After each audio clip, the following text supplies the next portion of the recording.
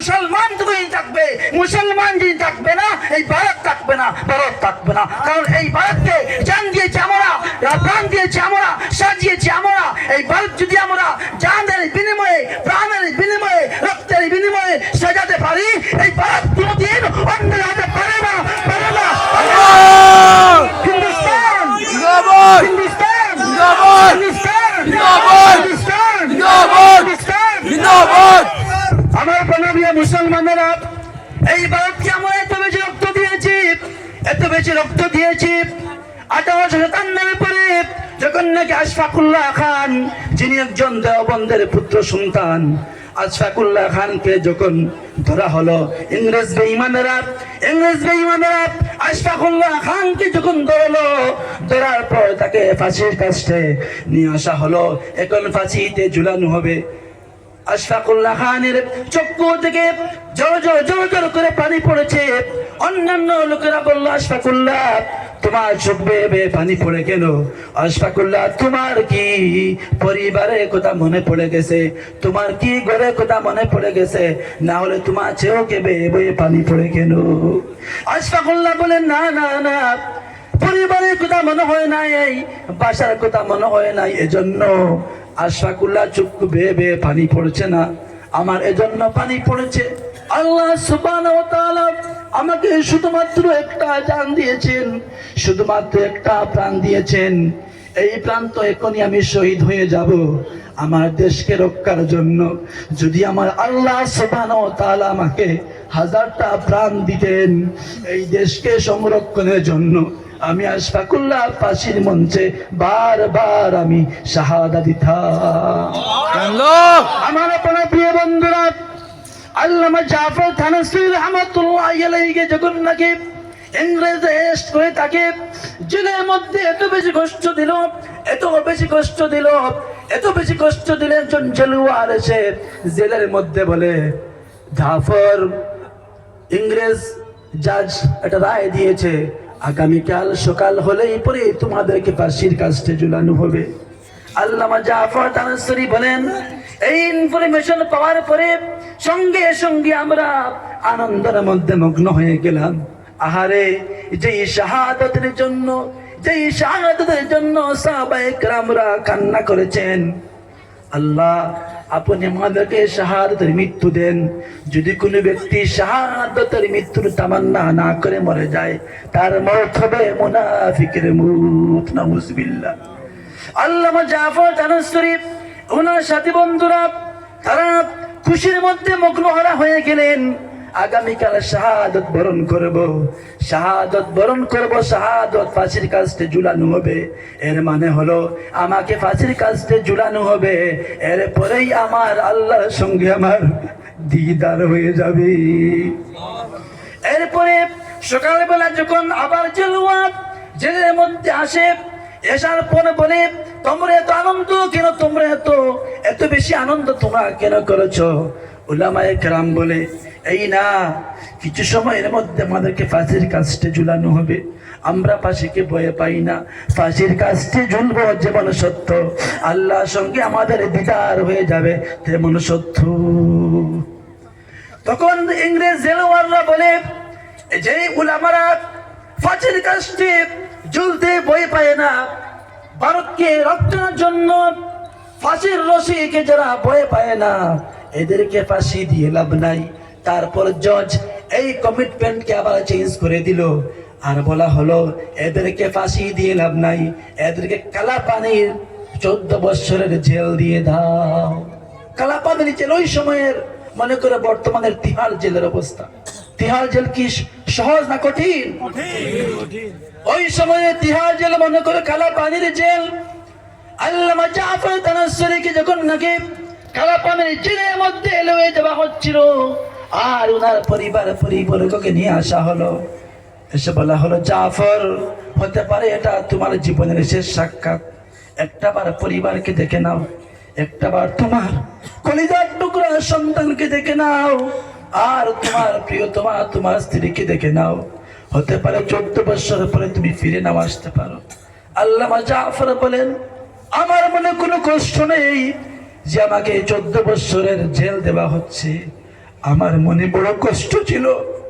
এই সময় আমার 8 বছরের সন্তান, আমার 8 বছরের টকমকা সুন্দর ছেলে, আর আমার স্ত্রী আমার সম্মুখে দাঁড়ালো। আর আমার ছেলে আমি বাবাকে দেখতে পেল। আমি বাবার 2টা হাতের মধ্যে হাত কড়া লাগানো, আর কোমরের মধ্যে জিঞ্জির, আর 2টা পায়ের মধ্যে বেরি পরানো। এই অবস্থায় যখন একজন ছেলে তার বাবাকে দেখে সে কন্ট্রোল করতে পারে না, আমি আমার ছেলেকে বললাম, রে বাবা কান্দিস না, বয়ে পেও না। যদি আল্লাহ সুবহানাহু ওয়া তাআলা আমাকে শাহাদাত হিসাবে কবুল করে নেয়, তাহলে আমি এবং তুমি, আমার স্ত্রী, আমার ছেলে সন্তান বয়ে পাওয়ার কোনো কারণ নাই। আমরা সবাই যেই দিন নাকি আল্লাহ পাকের হাবিব মুহাম্মদ আরবি সাল্লাল্লাহু আলাইহি সাল্লাম কাউসার পানি যেই দিন নাকি পান করাবেন, ওই দিন আমরা সবাই একসঙ্গে রোজে মাহশরে কাউসারের পানি আমরা পান করব।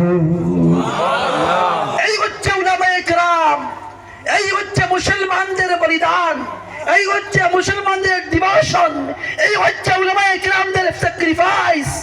কিন্তু দুঃখের বিষয়, কিন্তু আফসোসের বিষয়, এত যুদ্ধ, এত বলিদান, এত রক্ত, তামসুল আরো বলে দিল্লির জমিন থেকে খৈবর পর্যন্ত, যেটা বর্তমানে পাকিস্তানের অংশে পড়েছে, দিল্লির জমিন থেকে খৈবর পর্যন্ত এমন কোনো গাছ নেই, এমন কোনো বৃক্ষ নেই যে গাছের মধ্যে উলামায়ে কেরামকে ফাঁসি দেওয়া হয় নাই।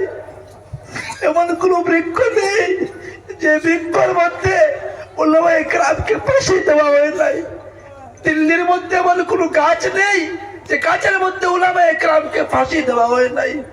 মুসলমান, এটা হচ্ছে তোমার সোনালী ইতিহাস। মুসলমান, এটা হচ্ছে তোমার সোনালী ইতিহাস। ও তরুণ, ও যুবক, ফিল্ম দেখার সময় এখন আর নাই।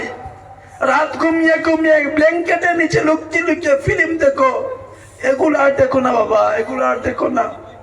তোমার পুরুষেরা, তোমার পুরুষেরা যারা এই ভারতকে রক্ষার জন্য জীবন দিয়েছে, আজকে তুমি ভয় পাও, এনআরসির ভয় পাও, সিএর ভয় পাও। এগুলা ভয় পাওয়ার কোনো কারণ নেই, এগুলা ভয় পাওয়ার কারণ নেই। হাসবুনাল্লাহু নি'মাল ওয়াকিল, নি'মাল মাওলা ওয়া নি'মান নাসির। আমার প্রিয় বন্ধুরা, ইভেনচুয়ালি যখন নাকি 1947-এর মধ্যে দেশ যখন নাকি স্বাধীন হয়ে গেল, প্রথম যুদ্ধের মধ্যে মুসলমানরা একা ছিল, এবং শেষের মধ্যে ক্ষুদিরাম বসু, মহাত্মা গান্ধী, বল্লভভাই প্যাটেল আরো অন্যান্যরা এসে জড়িত হয়েছেন। কিন্তু 57 যুদ্ধের মধ্যে এবং 1754 যুদ্ধের মধ্যে এবং 1788 যুদ্ধের মধ্যে, 82 যুদ্ধের মধ্যে মুসলমানরা একলাই লিড দিয়েছে এবং শহীদ হয়েছে। যদিও পরে সবাই একসঙ্গে একমত হয়ে এক প্ল্যাটফর্মে এসে সবাই সংগ্রাম করেছিলেন।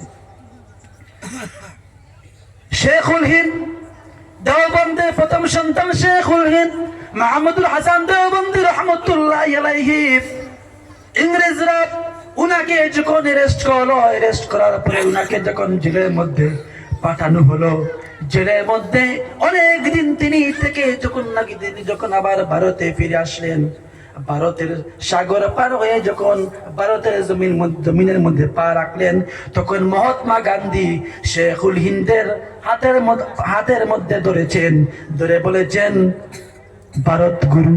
কি বলেছেন? ভারত গুরু। মহাত্মা গান্ধী বলেছেন ভারত গুরু। এরপরে অন্যান্য মুসলমান উলামায়ে কেরামরা ধরেছেন, কিন্তু শেখুল হিন্দকে প্রথম যেই ব্যক্তি ভারতের মধ্যে জেল থেকে আসার পর ধরেছেন তিনি হলেন মহাত্মা গান্ধী। আর তিনি যখনই বললেন ভারত গুরু, সঙ্গে সঙ্গে উলামায়ে কেরাম বললেন শেখুল হিন্দ। যদিও মহাত্মা গান্ধী একজন কট্টর রাম ভক্ত ছিলেন, যদিও তিনি কট্টর রাম ভক্ত ছিলেন, আর শেখুল হিন্দ তিনি আল্লাহ ভক্ত ছিলেন। তাদের মধ্যে ভালোবাসা ছিল, তাদের মধ্যে নফরত ছিল না, তাদের মধ্যে নফরত ছিল না, তাদের মধ্যে হিংসা ছিল না, তাদের মধ্যে বিভেদ ছিল না, তাদের মধ্যে ভালোবাসা ছিল। এই মহাত্মা গান্ধী এটা শিক্ষা দিয়েছেন, আর হুসাইন আহমদ মদনী শেখুল হিন্দ এটা শিক্ষা দিয়েছেন। এই ভারতের মাটিতে যতদিন পর্যন্ত হিন্দু মুসলিমরা কাদের সঙ্গে কাঁধ মিলিয়ে থাকবে, ততদিন ভারত সংরক্ষণ থাকবে, টিকে থাকবে, শান্তি থাকবে। আর যখন নাকি তাদের মধ্যে দ্বন্দ্ব শুরু হয়ে যাবে, তখন এই ভারত আর সুন্দর ভারত থাকবে না। আমার প্রিয় বন্ধু, 1947-এর মধ্যে যখন ভারত স্বাধীন হয়, এরপরে এই ভারতকে আবার রুল করতে হবে, আবার গভর্ন করতে হবে, আবার শাসন করতে হবে। শাসন করতে হলে একটা সংবিধানের প্রয়োজন কি প্রয়োজন নয়? প্রয়োজন কি প্রয়োজন নয়? প্রয়োজন কি প্রয়োজন নয়? এজন্য